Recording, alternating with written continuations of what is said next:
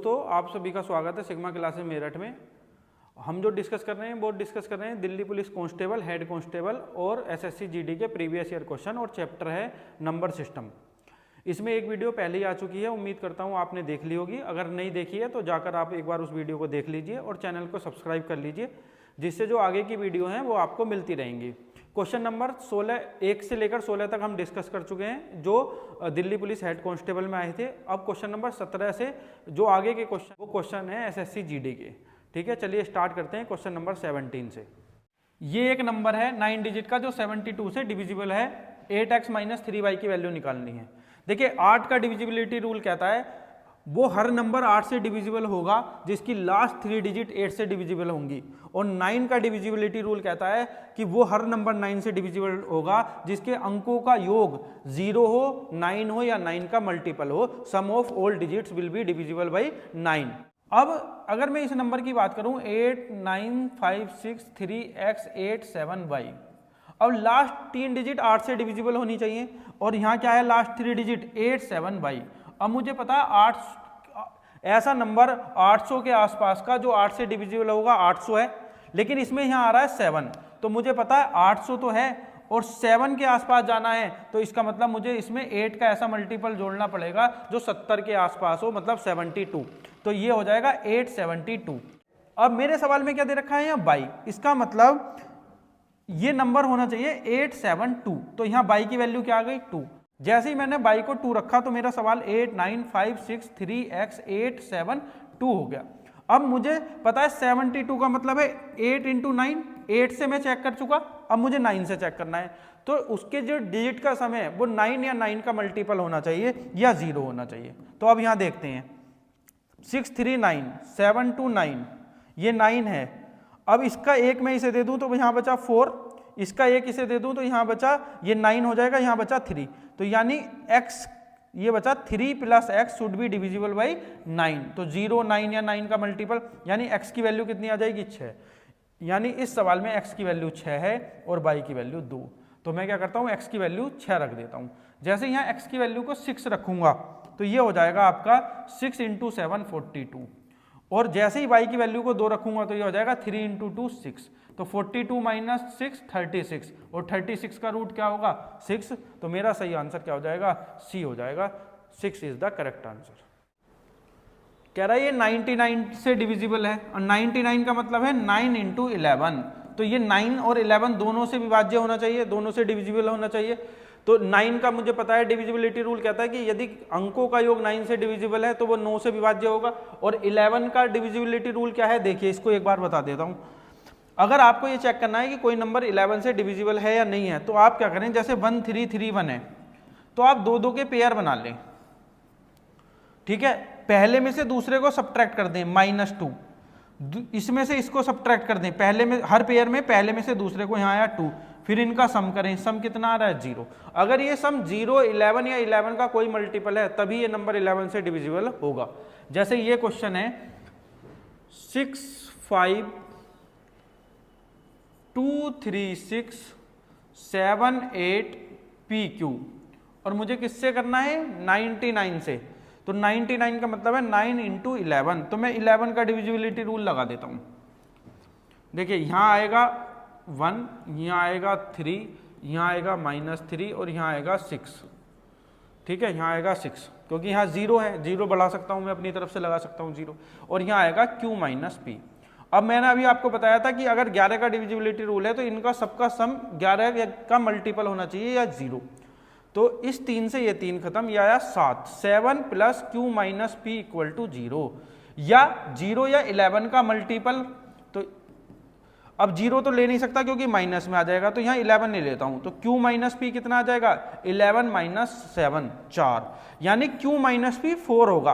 क्या इसमें Q - P 4 है, नहीं है। क्या इसमें Q - P 4 है, ये हो सकता है। क्या इसमें Q - P 4 है, नहीं, इसमें तो माइनस का 4 है, नहीं हो सकता। क्या इसमें Q - P 4 है, नहीं, क्योंकि Q - P की वैल्यू 4 होगी और वो केवल इस ऑप्शन से मिल रही है, तो आगे जाने की जरूरत नहीं है। मेरा आंसर ये हो जाएगा कि P की वैल्यू 2 होगी, Q की वैल्यू 6। आगे बढ़ते हैं। कह रहा है ये एक 10 डिजिट का नंबर है जो 88 से डिविजिबल है। अब 88 8 इंटू 11 का डिविजिबिलिटी रूल अभी पढ़ा है। 8 का डिविजिबिलिटी रूल कहता है कि अगर किसी नंबर की लास्ट 3 डिजिट 8 से डिविजिबल हैं तो वह नंबर 8 से विभाज्य होगा। अब इसकी बात कर लेता हूं, 6 4 3 x 1 1 4 5/2। अब मुझे ये चेक करना है 8 से और किससे, 11 से, तो 5/2, तो 5/2 लास्ट की 3 डिजिट हैं, लेकिन इसमें क्या क्या रखा है, for the largest value of by के लार्जेस्ट वैल्यू के लिए, यानी हाँ बाई के कई सारी वैल्यू होंगी, उनमें से लार्जेस्ट को लेनी है। तो पहले इसी पर बात कर लेते हैं कि बाई की कौन कौन सी वैल्यू पॉसिबल है। 100 प्लेस पर क्या है 5, तो इस 500 के आसपास ऐसा नंबर ढूंढे जो 8 से डिविजिबल होता है। तो मुझे पता है 512, 512 क्या होता है, 8 से कंप्लीटली डिविजिबल होता है। देख लीजिए 8 छंग 48, 3 बचा 8 चौक 32। अब 512 है, तो अगर मैं इसमें 40 ऐड कर दूंगा, क्योंकि 8 का मल्टीपल है 40, तो यूनिट डिजिट 2 ही मिलेगा, क्योंकि मुझे यूनिट डिजिट 2 ही चाहिए। तो 40 ऐड करूंगा, जैसे ये हो जाएगा 552, फिर मुझे तो लास्ट में 2 चाहिए, फिर मैं 40 ऐड कर देता हूं, तो ये आ जाएगा 592। अब अगर मैं इसमें 40 ऐड करता हूं तो ये 5 की रेंज को पार कर जाएगा, और इसमें से कुछ सब्ट्रैक्ट करता हूं, जो यहाँ 2 मिले तो मुझे 40 सब्ट्रैक्ट करना पड़ेगा, लेकिन ये फिर 5 की रेंज से बाहर हो जाएगा। इसलिए बाई की जो पॉसिबल वैल्यूज हैं यहाँ, वो कौन कौन सी हैं, वो 1 है, वो 5 है, और वो क्या है 9, 1 5 9। लेकिन उसने कहा है किसके लिए, for the largest value of by के लार्जेस्ट वैल्यू के लिए। तो बाई की लार्जेस्ट वैल्यू क्या है यहाँ 9, तो मैं क्या इसको लिख दूंगा 9। अब मुझे चेक करना है 88, 8 इंटू 11। अब यहां से मैंने 8 से चेक कर लिया, बाई की वैल्यू आ गई 9। अब मुझे 11 की डिविजिबिलिटी और लगाकर x की वैल्यू और निकालनी है। तो मैं क्या करता हूं, इस नंबर को दोबारा लिख लेता हूं, 6 4 3 x 1 1 4 5 9 2। अब लगाते हैं 11 की डिविजिबिलिटी। 11 में क्या करते हैं, 2 2 के पेयर बना लेते हैं। कैसे, देखिए यहाँ 2 - 9 माइनस का 7, 5 - 4 1, यहाँ 0, यहाँ x है तो x - 3, और यहाँ 4 - 6 माइनस के 2। अब इन सब का सम क्या आना चाहिए, 0 11 या 11 का मल्टीपल। अब मैं क्या करता हूँ, यहाँ प्लस लगा देता हूँ, यहाँ भी प्लस, यहाँ भी प्लस, यहाँ माइनस हो गया, और ये आ गया 0 11 या 11 का कोई मल्टीपल। तो मुझे पता चल गया ये कितना हो गया, 3 2 5 4, 5 में से 4 गया, माइनस का 1, अच्छा सॉरी 3 2 5 1 4, माइनस का 4 माइनस का 7, तो ये बचा माइनस का 11 प्लस x इक्वल टू 0, या x की वैल्यू कितनी आ गई 11।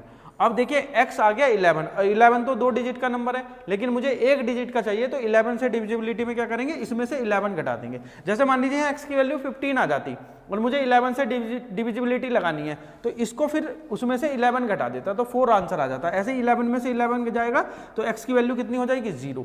तो यानी इस सवाल में y की वैल्यू तो मुझे 9 मिली है और x की वैल्यू 0 मिली है। अब निकालना क्या है मुझे, 2x - 3y। तो y की वैल्यू मुझे कितनी मिली है 11, सॉरी y की वैल्यू कितनी मिली है 9, तो यहाँ आ जाएगा 27, और x की वैल्यू कितनी मिली है 0, तो 2 इंटू 0 0, तो 0 - 27 will be the right answer. तो इसका आंसर है माइनस का 27। नेक्स्ट क्वेश्चन पे बढ़ते हैं। कह रहा 7 डिजिट नंबर है 728P29। ये तो आसान है क्योंकि इसमें केवल एक ही वेरिएबल है। अब कह रहा है 11 से डिविजिबल है, तो अभी बताया 11 से कब होता है, जब पेयर जो बनाएंगे हम अल्टरनेट पेयर का सम क्या होना चाहिए 0 या 11 का मल्टीपल। तो क्या करते हैं यहाँ, ये हो जाएगा 9 - p, ये हो जाएगा 2 - 8 माइनस के 6, 2 - 7 माइनस के 5, और ये आ जाएगा प्लस का 5। क्योंकि यहाँ कुछ नहीं है तो पेयर बनाने के लिए क्या करूँगा 0 लगा दूंगा। अब यहाँ देखिए ये बचा 3 - p इक्वल टू 0, तो यहाँ से p की वैल्यू कितनी आ गई 3, तो p की वैल्यू 3 है, तो 11 - p निकालना था, 11 - 3 तो क्या है 8।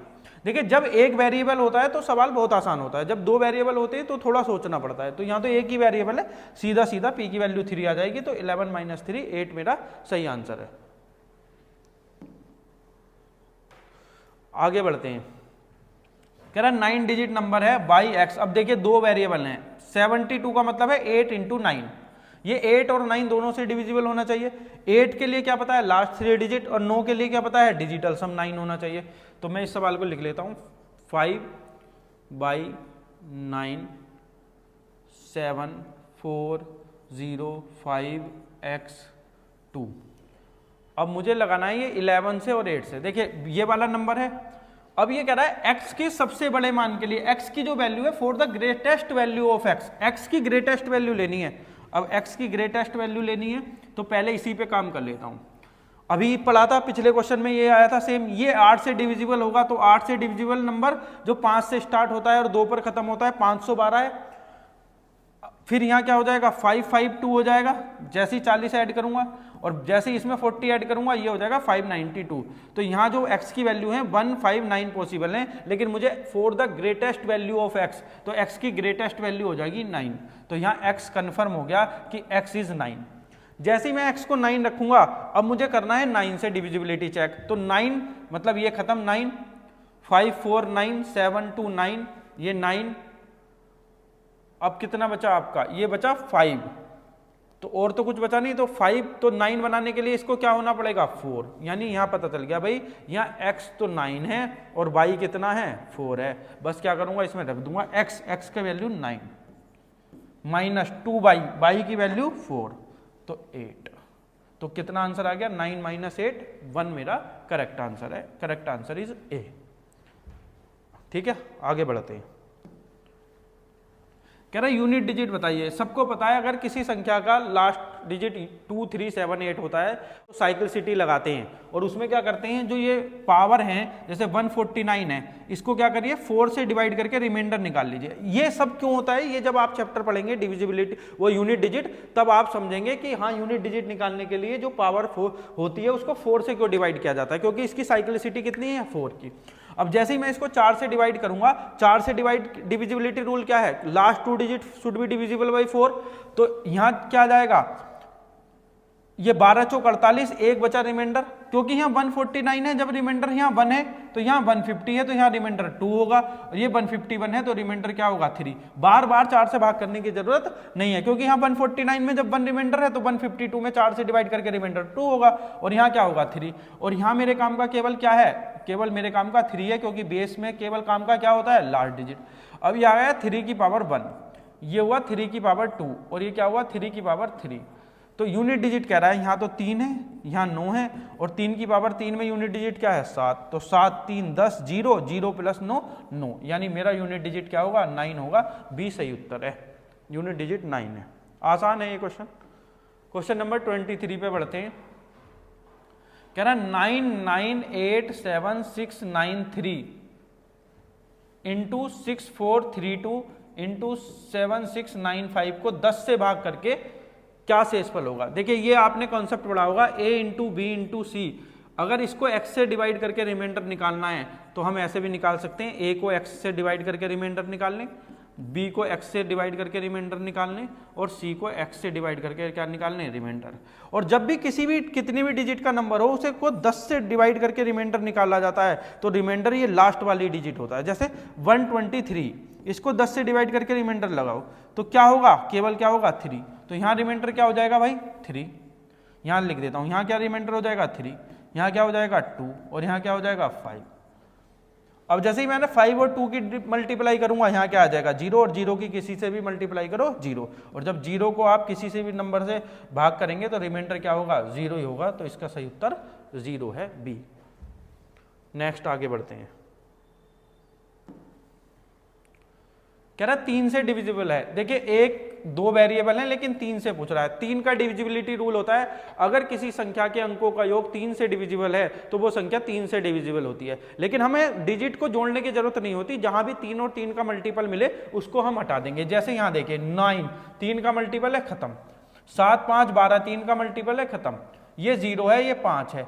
अब देखिए अगर मैं इसको इसमें 1 की जरूरत है, 1 इसे दे देता हूं तो यहां बचेगा केवल 4, तो यहां केवल क्या बचा 4। तो p प्लस q प्लस 4 3 का मल्टीपल होगा, तो ये क्या हो सकता है 3 6 9 12, ठीक है।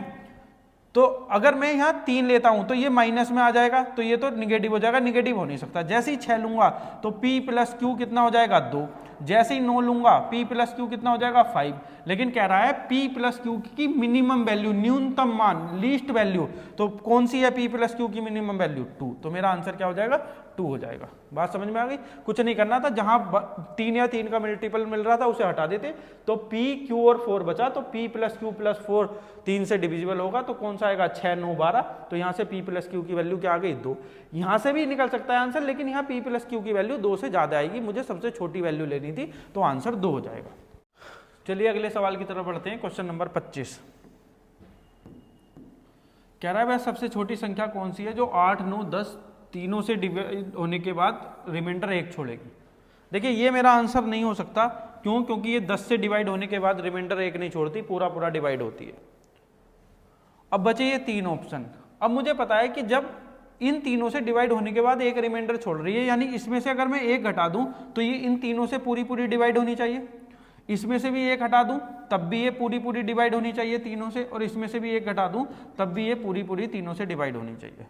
अब मुझे पता है कि ये जो नंबर है, देखिए इसके अंकों का योग कितना हो रहा है 5 3 8 8 16, इसका मतलब इसका डिजिटल सम हो रहा है 7, इसका मतलब ये 9 से डिविजिबल नहीं है। भाई 1 हटाने के बाद तो ये 9 से डिविजिबल होनी चाहिए थी, यानी ये भी आंसर नहीं है। अब मेरा आंसर इन दोनों में से एक है।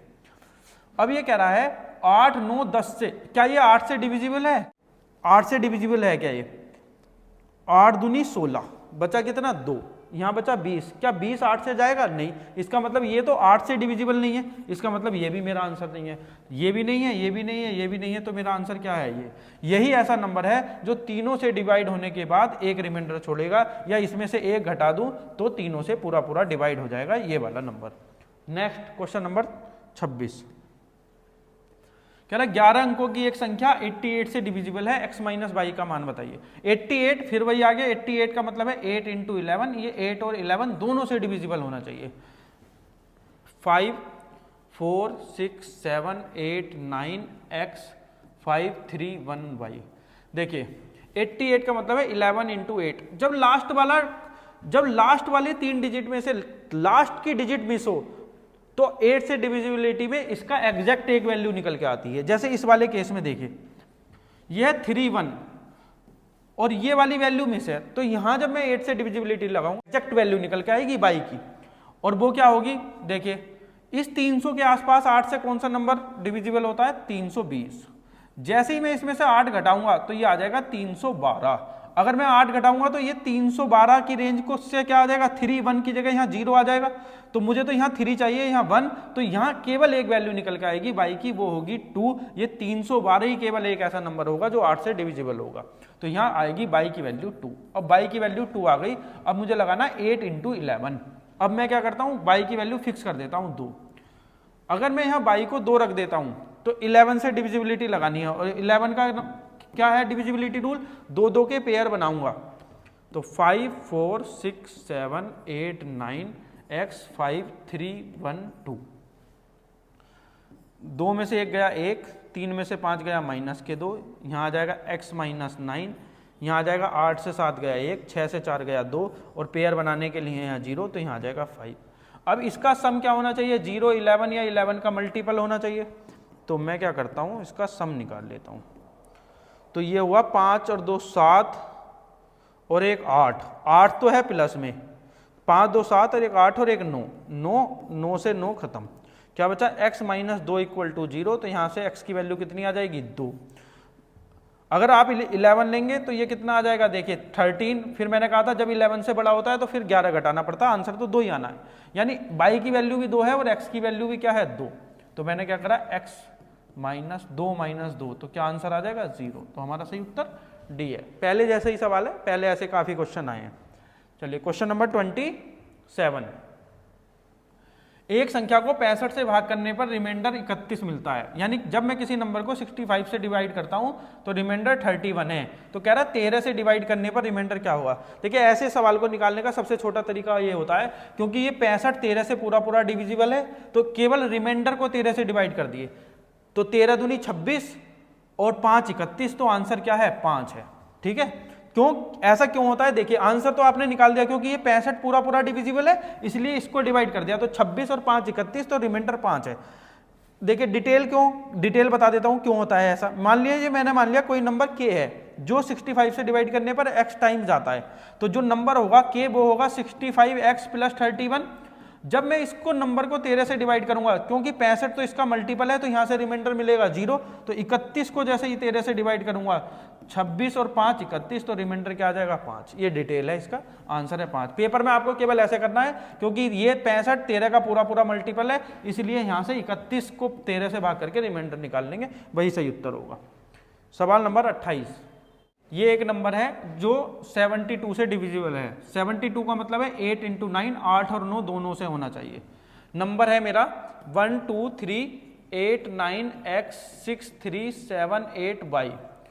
अब 8 से डिविजिबिलिटी लगाऊंगा तो लास्ट थ्री डिजिट में, क्योंकि लास्ट वाली डिजिट है तो इसकी एग्जैक्ट वैल्यू निकल के आएगी। अब मुझे पता है 720 ऐसा नंबर है जो 8 से डिविजिबल है, लेकिन मुझे यहाँ 7 8 चाहिए। तो 8 का ऐसी मल्टीपल, क्योंकि इसमें 60 जोड़ूंगा तभी यहाँ 8 आएगा, तो जो 60 के आसपास हो 64, तो ये आ गया 784। 784 जो नंबर है वो एग्जैक्टली डिविजिबल है 8 से, तो y की वैल्यू कितनी हो जाएगी 4। जैसे ही y की वैल्यू 4 रखूंगा, तो अब किससे चेक करनी है 9 से। तो 9 में क्या होता है ds चेक करते हैं, 9 खत्म, 8 + 9 6 + 3 7 + 2 9 हो गया। अब देखिए 4 यहां बच रहा है 4, ये है 3, तो मैं क्या करता हूं इसका एक इसे दे देता हूं, तो 8 1 9, यहां बचा 2, 4 और 2 6, होना चाहिए 9। तो x की वैल्यू कितनी आ जाएगी यहाँ पर 3, और y की वैल्यू कितनी है अभी निकाला था, y की वैल्यू है 4। तो x की ये देखिए ये है √7, कॉमन ले लूं तो x + y, तो √7 x + y की वैल्यू कितनी है 7, तो कितना आ जाएगा 7 × 7 में से क्या बाहर आ जाएगा 7, आंसर है 7। चलिए अगले सवाल की तरफ बढ़ते हैं। क्वेश्चन नंबर 29, कह रहा निम्नलिखित में से कौन सा एक पूर्णांक है जो 7 5 28 का गुणज नहीं है, मतलब जो 7 5 28 तीनों से नहीं कटता। तो देखिए इस 28 का मतलब क्या है, इस 28 का मतलब है 7 × 4। अगर कोई नंबर 28 से डिविजिबल होगा तो वो 4 से भी होगा, क्योंकि 28 का मतलब है 7 × 4, और 4 का डिविजिबिलिटी रूल कहता है अगर किसी संख्या के अंतिम 2 अंक 4 से डिविजिबल हैं तभी वह 4 से डिविजिबल होती है।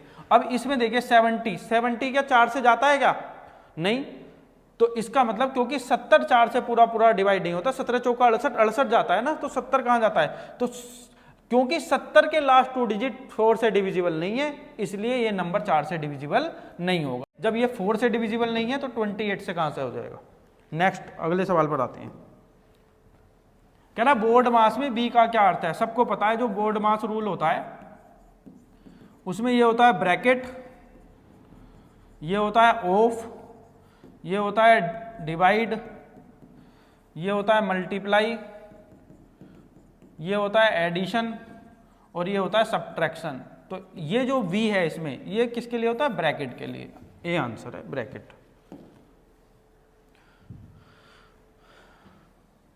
कह रहा है वह छोटी से छोटी संख्या ज्ञात कीजिए जिसमें 17 जोड़ने पर प्राप्त संख्या इतने से पूर्णतः विभाज्य हो जाएगी।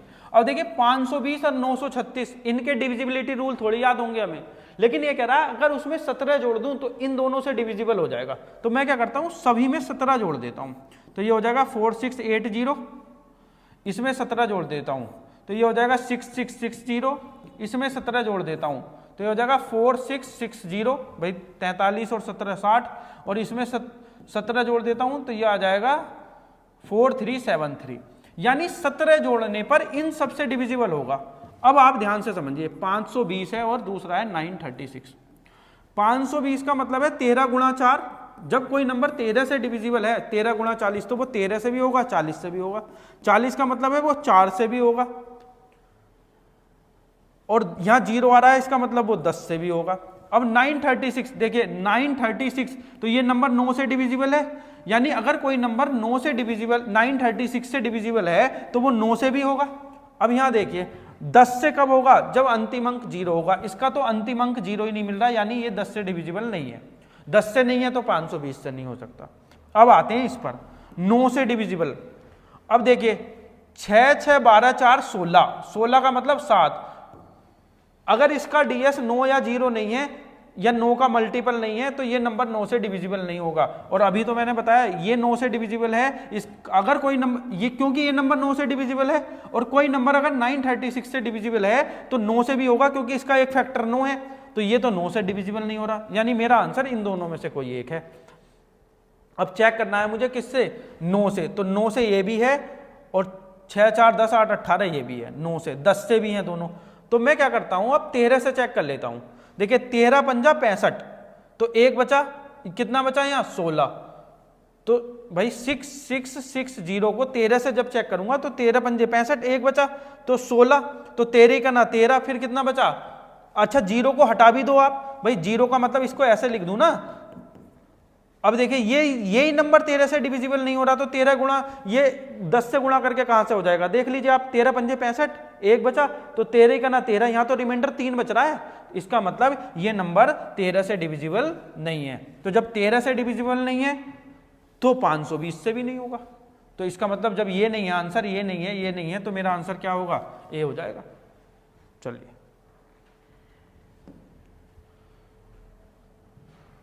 कह रहा है वह छोटी से छोटी संख्या के अंकों का योग कितना है जिसे इतने से विभाजित करने पर प्रत्येक स्थिति में समान शेषफल 6 रहता है और 9 से पूर्णतः विभाज्य है।